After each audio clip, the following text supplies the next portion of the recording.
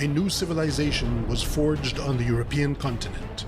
Nobles and kings, faith and warfare, culture and learning, trade and innovation. These set the foundations of the modern era. This is the story of how Europe was born. In the first 2 centuries CE, the vast Roman Empire engulfed the Mediterranean Sea. It was a time of stability, prosperity, and peace, the Pax Romana. Citizens enjoyed its flourishing culture, fair quality of life, and relative security. This was achieved through Rome's centralized government and advanced infrastructure. In the remote eastern margins of the empire, a new religion was born, Christianity. Beginning as a small Jewish sect, it slowly spread throughout the pagan Roman world. In the 4th century, it was embraced by the emperors, becoming the official state religion. But by then, Rome's glory days were over. The empire was suffering from inflation, plagues, famine, and invasions. Managing it from a single center was becoming impossible. In 395 CE, the empire was divided in 2. A Western empire with Rome as its capital, and an Eastern one ruled from Constantinople, also known as the Byzantine Empire. While the East was urban, rich, and prosperous, the West was rural, poor, and weak. It didn't last long. In the deep forests beyond the empire's borders, barbarian peoples were on the move. These were mostly Germanic tribes led by warlords and their loyal bands of warriors. These groups were pressing harder and harder on the Rhine and Danube rivers. Without much choice, the Western Empire began allowing them entry. Eventually, the frontiers were breached, enabling various peoples to migrate and settle within the borders of the empire. Whether guests or invaders, these peoples carved up Roman territory while imperial authority was crumbling. In 476, the barbarian leader Odoacer deposed the last emperor of the Western Roman Empire, Romulus Augustulus. This child emperor had no real power, but his removal stands as a milestone. The Western Roman Empire was no more. The so-called Dark Ages had begun. Romans, Christians, barbarians, these were the 3 main ingredients that combined to create medieval Europe.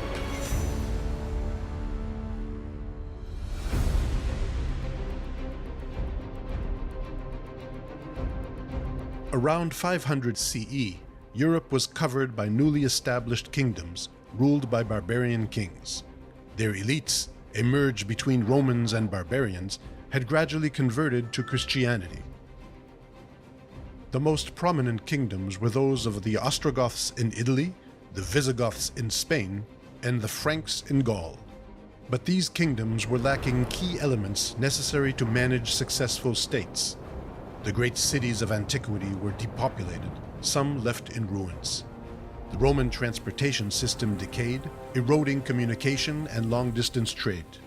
Coins vanished, leaving no economic system to support professional armies. Literacy plummeted, crippling administrative systems. And most notably, peace and security were gone. This impoverished rural West was becoming more and more localized, fragmenting politically and linguistically. In the first centuries of the Middle Ages, it paled in comparison to its stronger neighbors.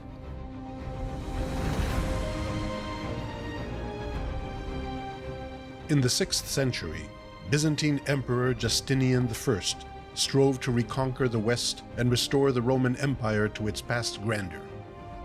But after conquering Italy from the Romanized Ostrogoths, the peninsula fell prey to new invaders, the Lombards. The Byzantines had to accept that the division between East and West was final. But soon they had to acknowledge yet another division, this time between North and South. In the 7th century, Arab armies swept through the Middle East and North Africa with astonishing speed, creating an immense Islamic caliphate. Where one civilization once thrived, now there were 3: Islamic, Byzantine, and medieval. For a brief moment in the 8th century, it seemed as if the fragile and weak West might be overwhelmed by the caliphate. Muslim armies crushed the Visigothic kingdom in Spain, then went on to raid Francia. But in 732, in the Battle of Tours, They were defeated by the Franks under the leadership of Charles Martel. Islamic expansion in the west was halted, and the victorious Charles gave his name to a dynasty that was to change European history forever, the Carolingians.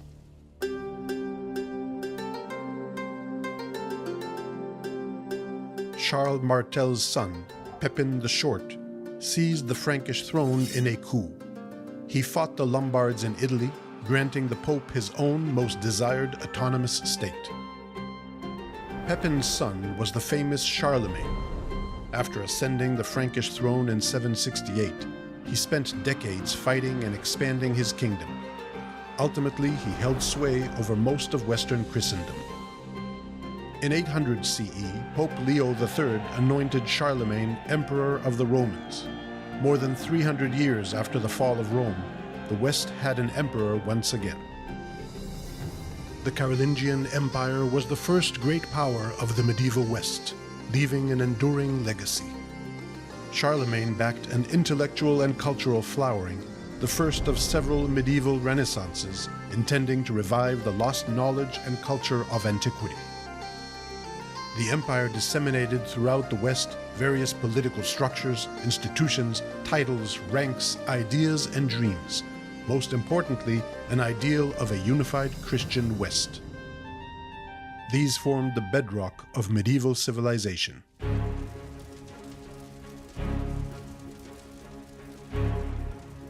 The Carolingian Empire was short-lived. The attempt to create centralized rule in the West suffered from insufficient infrastructure, small cities, weak economy, limited bureaucracy, and poor communications. After Charlemagne's death, his three grandsons fought one another, and in 843, in the Treaty of Verdun, divided the Frankish Empire among themselves. The Middle Kingdom quickly diminished, leaving only West Francia, which would eventually become France, and East Francia, which will one day become Germany. These kingdoms continued to splinter and fragment, a process accelerated by external pressure. In the 9th and 10th centuries, a new wave of invaders attacked the crumbling Carolingian world from every direction. The Vikings came from the north, roaming the coasts and rivers of Europe, raiding and terrorizing the population. The Magyars, better known as Hungarians, rode in from the east, plundering defenseless settlements. And finally, Muslim pirates and raiders landed on Europe's southern shores. Europe was under siege.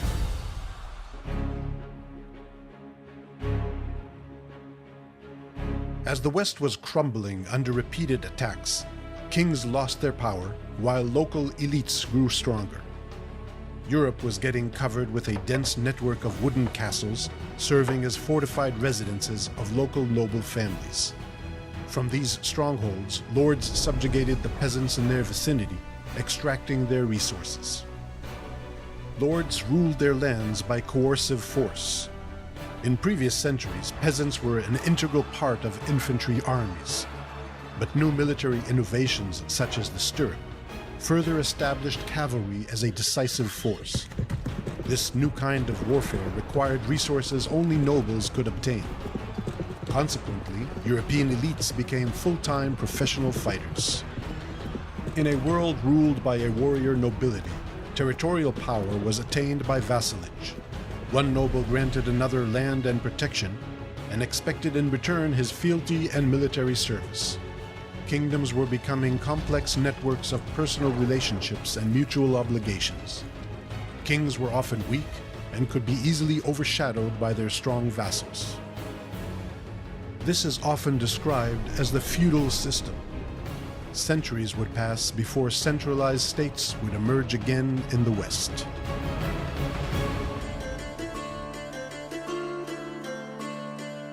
In the 10th century, things started to change. Better climate increased agricultural yield. External invasions ceased as Vikings and Hungarians settled down and were absorbed into Western Christendom. And in some regions, royal authority was gaining ground. In Britain, King Alfred the Great and his successors unified the various Anglo-Saxon realms, creating the Kingdom of England for the first time. In West Francia, while political fragmentation continued, Vikings who settled in the north swore loyalty to the Frankish king. They became French Christians known as the Normans. The Duchy of Normandy created a buffer against other raiders. In East Francia, Otto I, king of the Germans, managed to defeat the Hungarians in the Battle of Lechfeld in 955, putting an end to the invasions from the east. The settled Hungarians eventually established a Christian kingdom of their own. The victorious Otto the Great was crowned emperor in 962. Europe had an empire once again, this time a German one. It was later known as the Holy Roman Empire. After centuries of turmoil, Europe was finally gaining stability and confidence, ready to change course. The year 1000 marks a turning point in European history, ushering in 300 years of growth and prosperity. Better climate combined with new technologies and techniques led to an agricultural revolution. Europeans produced more food, resulting in population growth. New villages and towns were established, and existing ones expanded. Throughout Europe, forests were cleared as more and more land came under cultivation. This enabled immense economic expansion and commercial revival. Bustling trade networks fed a massive urbanization process. Old and new cities grew larger, becoming international hubs for a new class of merchants. These merchants won their independence from feudal landowners, forming self-governing cities. This was most evident in Italy, where merchants revived the Mediterranean trade. As quality of life improved, art, architecture, and music flourished. Europe was becoming increasingly literate, and the first universities were founded under the auspices of the Church. European intellectuals initiated a new renaissance based on the rediscovery and revival of ancient knowledge. But Europeans were not only conquering internal frontiers, they were also pushing outward.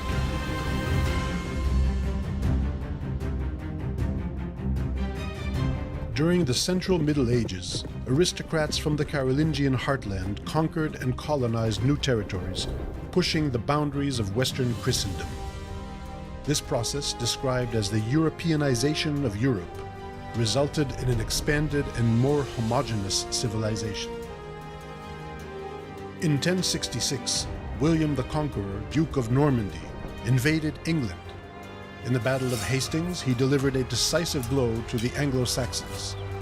England was transformed into a Norman stronghold.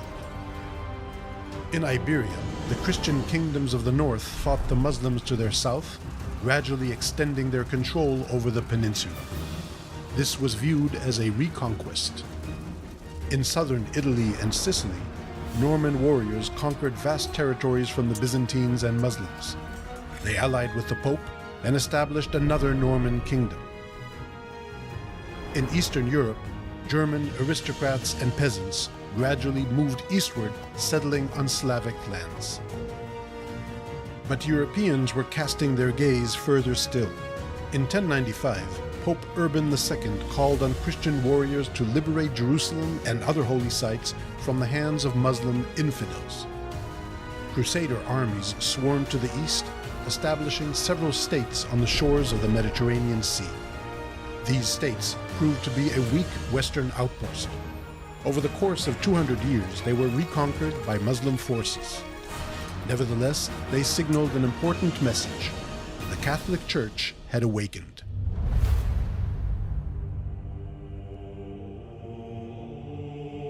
In the early Middle Ages, the Pope was weak, holding little influence outside Italy. The Church was a loose network of priests and monks, appointed and controlled by local aristocrats. In the 10th and 11th centuries, a movement emerged set on reforming the Church and society as a whole. The reformers demanded to free the Church from the world, to extract it from the influence of kings and nobles, and rebuild it as a papal monarchy. Pope Gregory VII, an enthusiastic reformer, clashed with the Holy Roman Emperor Henry IV over the authority of appointing bishops in the empire. The first round of conflict ended with Henry waiting for 3 days in the snow outside a fortress at Canossa, begging for the Pope's forgiveness. The second round, however, ended as Henry invaded and appointed his own Pope, forcing Gregory into exile.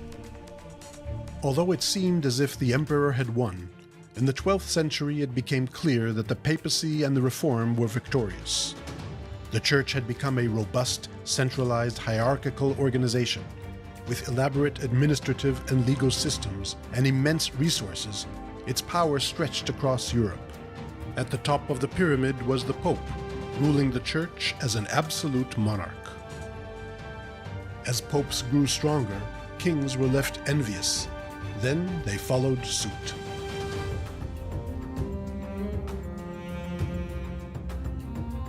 The power of medieval kings was constrained by the armed aristocracy. During the Central Middle Ages, their numbers vastly increased, and castles were multiplying, with wood being replaced by stone and designs getting bigger and stronger. Aristocratic lifestyle and culture underwent refinement with the advent of the Christian knight ideal and the code of conduct known as chivalry. But at the same time, aristocrats in some regions were faced with the emergence of stronger kings and kingdoms. In England, the Anglo-Norman dynasty formed a small and consolidated state, free of the feudal mess abundant on the continent. In Iberia, the reconquest of land from the Muslims strengthened the Christian kings, enabling centralized states to emerge. In France, the kings of the Capetian dynasty gradually expanded their personal domains, enabling a functioning state to form there as well. However, in the Holy Roman Empire, the exact opposite occurred. The once mighty empire disintegrated, forming a mosaic of autonomous principalities. Emperor Frederick Barbarossa attempted to restore the empire's former glory, but failed. The title of emperor, now bestowed by electors, became an empty one. The Central Middle Ages saw an agricultural revolution, urbanization, expansion, stronger popes, stronger kings, and vibrant culture. But around 1300, the climate worsened, growth halted, and famine spread. A great calamity was approaching.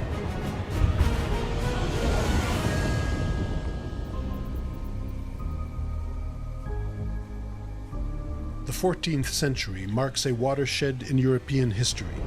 In 1347, a global plague now known as the Black Death reached Europe.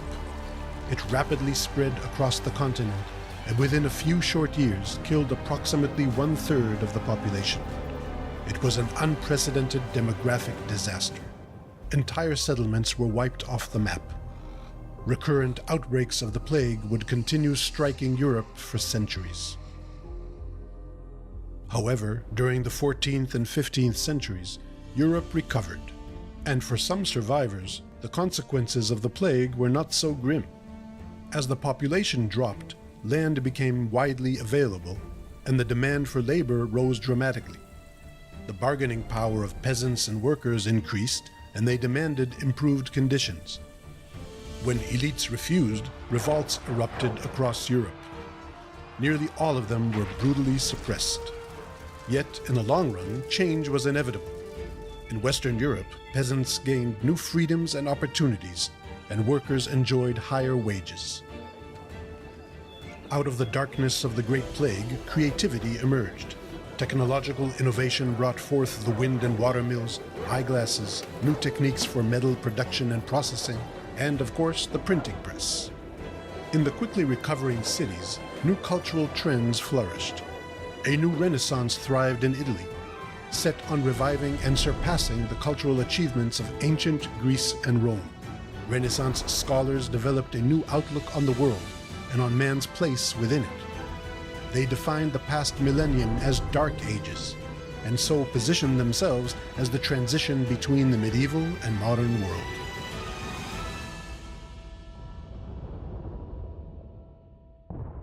In the late 14th and 15th centuries, gunpowder transformed European warfare. The bravest knight could be shot down by simple infantrymen from a distance, and the most fortified castle could be breached with cannons. Supporting the new infantry and artillery armies was a costly affair, which only kings could manage. As they strove to monopolize the use of force within their territories, kings consolidated their power and asserted their authority over the aristocracy. These nobles, who lost their military superiority,